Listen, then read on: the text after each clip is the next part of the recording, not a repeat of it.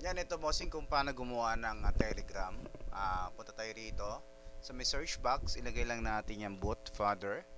Ayan, si boot father. Ayan, boot father. Then, ilagay lang natin dito is lagi yan, dash start. Ayan.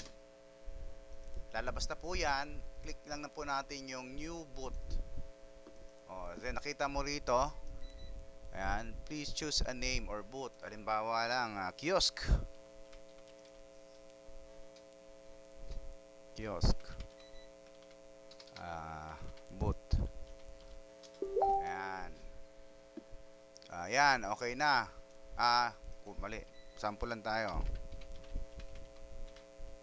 Basta lagi may boot sa dulo. Ayan, okay na daw. Kunin lang natin to.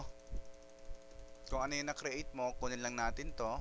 Itong use the access the HTTP key. Ayan, ito lang kailangan ko. Send mo sa akin. Okay? Then click mo lang tong bossing. Ito. Yan, para then start. Aha. Yan, para magkaroon kayo ng sales report. After nyan, kailangan ko pa ng isa. Intergram naman ang i-type mo. Yan. Then, /start lang. /start. Yan. Magbibigay naman po yan ng unique chat ID. Kailangan ko rin po ito.